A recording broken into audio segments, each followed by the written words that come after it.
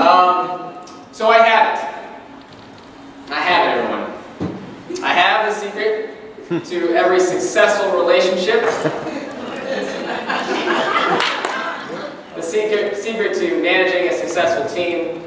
Secret to managing a successful organization. Are you ready? Yes. Ready? Yeah.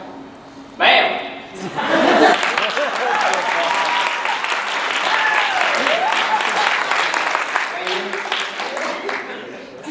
Now, I think it's worth acknowledging that we all have history with this word, trust.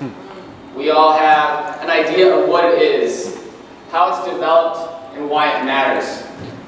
We all have, in this room, have undoubtedly had a relationship impacted by trust, both positively and negatively. But I'm going to ask you to put your ideas of what trust is on hold as we dig into this today. But before we do that, I want you guys to take a minute to think about what your goals are. What are your goals professionally right now? Is it to inspire creativity or innovation? Is it about producing more results or increased revenue? Is it around the next big sale? Is it around developing a team? Take a few seconds to think about what your goals are in your role right now. We're going to come back to that. As we start this conversation around trust, I want to share a little bit about my background and my history with this word trust. So I've been the principal now for 4 years at Piccolo. Prior to my role at Piccolo as an assistant principal at 2 other AUSL schools, I was an instructional coach. I was a preschool teacher on the south side of Chicago. This is a group of my 3-year-olds who are now graduating 8th grade, hard to believe. I was a busboy, and in college I cut hair and sold clothes to make a living. And throughout my career, I have worked with some absolutely incredible leaders and mentors. And I've also worked in positions where I didn't necessarily have a positive relationship, or perhaps it was non-existent with a leader that I worked with. Now, as I walked in the room today, I realized that there's a lot of leaders that I've worked with that are in this room, and I want to just reiterate that you guys are in the former group, right? To make that clear. But I'm sure that these feelings are not necessarily limited to myself. Have you ever worked in a position where you felt like you didn't have a positive relationship with your direct supervisor? Have you worked in a position where you felt like you couldn't be open and honest with your leader or your colleagues? Have you worked in a position where you felt as if your leader wasn't necessarily equipped with the skills necessary to perform their job? It was a culmination of these experiences that led me into my first day as the principal of Piccolo. And I have to thank my fiance for making me take this picture on my first day at Piccolo. But on this first day, I had this core belief. That building strong, trusting relationships were going to be critical to our success as an organization. Now, at the time, this belief was purely speculative. But over the course of the last 4 years, I've learned a lot about what trust is, how it develops, and why it's important. So let's start with a little bit around what trust is. There's actually quite a bit of research out there around what trust is, and one of the foremost researchers around trust is a researcher and author by the name of Megan Moran. Moran has reviewed hundreds of pieces of literature around trust and published dozens of articles and publications around trust, specifically as it relates to trust in school organizations. And Moran defines trust as an individual or group's willingness to be vulnerable to another party based on the confidence that that latter party is benevolent, reliable, competent, honest, and open. So let's dig into these 5 facets. First, benevolence. Benevolence is showing care for others, never taking advantage of one's vulnerabilities. Number 2, reliability. Being consistent with your behaviors. Do those around you know what to expect? Number 3, competence. Do you have the ability to perform the job that you are there to do? 4th and 5th, honesty and openness. These really speak for themselves. And while Moran shares that these 5 facets are critical to trust building, there's actually quite a bit of additional research out there on how trust and effective leadership correlate with one another.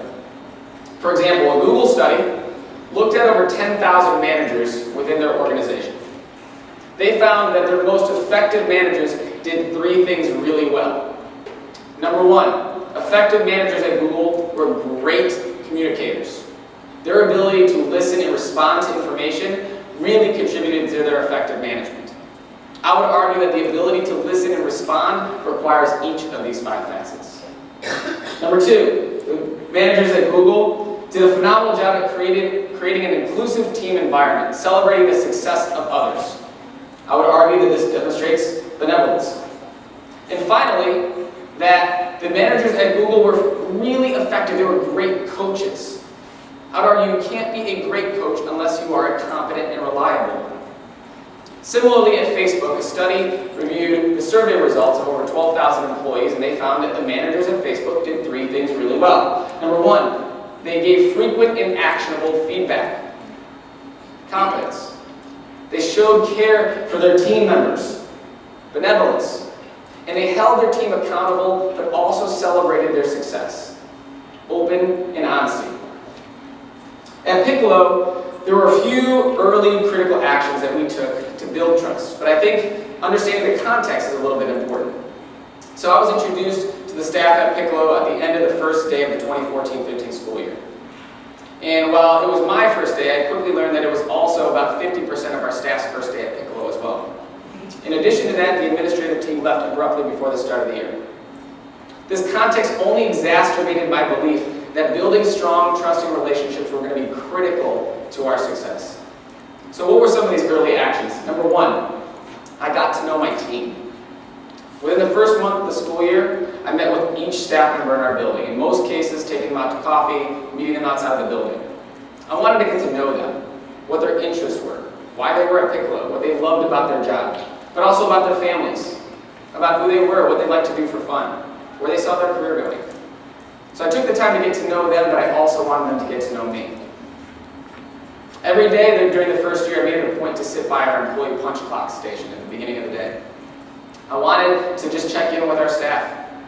I wanted to say hello. I wanted to just hear about their weekend, ask them how they were doing, check in on a lesson that they taught. I think these 2 actions showed benevolence. I was accessible. I left my door open at all times. I wanted our staff to know that they could always come to see me. They could always come to my office to share an idea, a concern, a thought. After school, late at night, I would walk around our building and check in on staff that were working late. I would ask them about a challenging student that they were working with or about their lesson. I wanted them to know that I was there. I think these 2 actions showed openness. Listening and responding. During the first month of the year, one of the recurring problems that I heard over and over was that our school schedule was not set up for teacher success, for student learning. So after that first month, I brought a group of interested teacher leaders together. We diagnosed and assessed the problem within our schedule. We came up with an alternative schedule, and collaboratively we presented that schedule to staff at the end of the first quarter. This shared approach to problem solving demonstrates competence and reliability. And then finally, sharing in the decision making and being prepared to make difficult decisions. When it came time to hire our assistant principal, who's still at Piccolo to this day, I made sure that her last interview was with the Piccolo staff. I wanted them to know that they had a voice in making the decisions that were going to be critical for our school. This practice in hiring is still something that we utilize to this day. Additionally, tried to make sure that first year that I was providing frequent and actionable feedback to staff, trying to make sure that staff was developing and progressing. But when we saw a lack of progress from some staff members, we were faced with a difficult decision to replace ineffective staff with effective staff members. I would argue that these difficult decisions demonstrate each of the 5 facets in some capacity. So why bother with all this trust stuff? Why does this matter? Why do we take the time and invest so much energy in building trust with our team? Well, the reality is that we learned from Tashawn and Moran, from Facebook, from Google, that trust is correlated to the success of our organization. I ask, if you show care for your team, does it support long-term retention? If you are open and honest with your staff, does it promote team collaboration? Additionally, I'd imagine that it would be very difficult to build successful organizations organizational systems without a competent and reliable leadership team at the helm. So while trust alone doesn't lead to these things, trust is heavily connected to building successful organizational systems, to developing a staff, to promoting team collaboration, and to staff retention. I asked a few of my staff members about trust a couple weeks ago. I brought them into the office and I said, listen, I'm going to videotape you for a second here. I'm going to ask you one question. Here's the question that I asked you. Tell me about how trust impacts your ability to be successful here at Piccolo. I'd like to share their responses with you, but I'd also like you to think about their responses through the lens of these 5 facets. Let's take a look. I think the lack of trust prevents me from doing my job, because if I feel like I'm in this by myself, or that I don't have anyone backing me up, then I feel alone and I question my judgment. I think all of us have a pretty hefty load here that we're trying to get through each day, and if you can't trust your colleagues to get through all that they need to, the machine doesn't run. Everyone has a regular role, and if you can't hold everyone accountable and trust that they're going to follow through on the things they need to, then things are going to slowly fall apart. It's very important because you have to have somebody or something to rely on, and you're counting on that person or that thing. So if you don't have trust, it's kind of hard to know where you're going or see a little bit further ahead of yourself. If adults feel safe and they trust their peers and they trust their administrators, they feel more valued and they feel more motivated to do great work and also motivated to problem solve. I think without trust or trusting anyone, my job would be extremely hard. Because confiding in people, worrying about if your information is going to get out or what I tell you is going to be, shared with others. So without trust, my job would be extremely difficult. I feel I have a lot of trust in people in this building that I can go to and talk to, and that they have my well-being. We earn trust from staff members, students, and families by having integrity and following through on the things that we say we're going to do, by incorporating their voices and decisions, and by building relationships with them. And all of those things enable us to get staff members and students and families to take risks, to open up to us so that we can better support them, and to be willing to do what we're asking of them and take on the challenges that they want to. Trust is a fundamental principle at Piccolo that I believe that we have to work off of.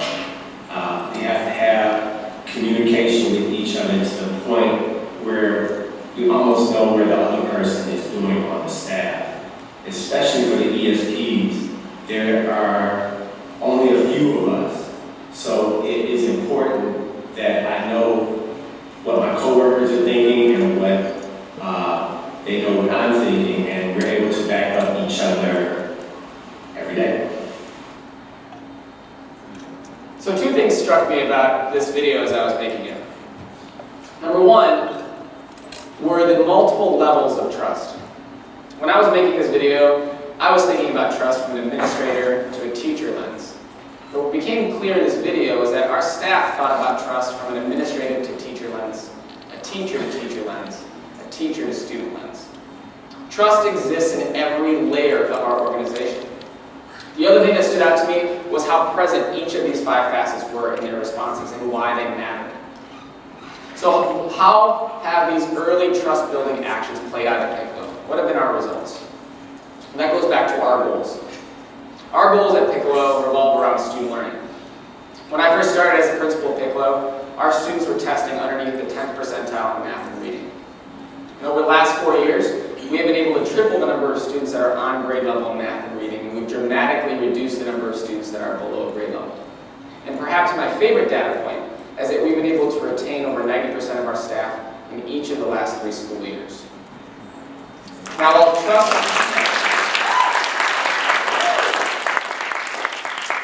trust alone is not not responsible for these results, here's what I ask. Would they be possible with the absence of trust? Think about whether a highly competent teacher would stay in their position if they felt like they couldn't be open and honest with their principal. Think about the position you're in. Do you see yourself being in that position long term if you feel like you can't collaborate with your colleagues or your leader? Think about whether or not you'd be comfortable in your position if you felt like you were being led by a leader that didn't have the skill set to lead you successfully. Would you stay in your position a long time if that was the case? Now think about your goals from the beginning of our conversation. Would they be possible to achieve without trust? Would they be possible to achieve, and more importantly, sustain over time without the presence of trust? So whether you are a teacher, whether you are a leader, a colleague, or whether you're getting married in a couple months, that's for you. What we know is that trust is important for relationships. We also know that trust is critical for the success of organizations. So as I end our conversation today, I'd like to leave you with two things. One question to ask, and one thing that I've learned about trust over the last 4 years. I'd like to start with the one thing that I've learned about trust over the last 4 years. Trust is not static, it's dynamic. Just because you're able to build trust early on does not mean that it's there to stay. Trust must be worked on. It must be cultivated. I've asked myself more recently, as I've been preparing for this, why am I not sitting by the punch clock as much anymore? Did I actually walk around the hallway after school as much this year as I did in my first year? I know the answer to that question, but it made me think about if I'm taking advantage of the trust that I've already established in our school, and what type of impact that could have. And second, the question that I'd like you to think about. There's undoubtedly, we all resemble and model some of these 5 facets in one shape or form or another. You probably feel really good about 1 or 2 or a few of these. Think about what that is. But also think about the 1 or 2 that you're not necessarily that great at. Think about how you can develop these facets. Ask yourselves, are you demonstrating benevolence, reliability, competence, honesty, and openness? We should all strive to answer yes to this question, because we know the success of our organization very well might depend on it. Thank you very much.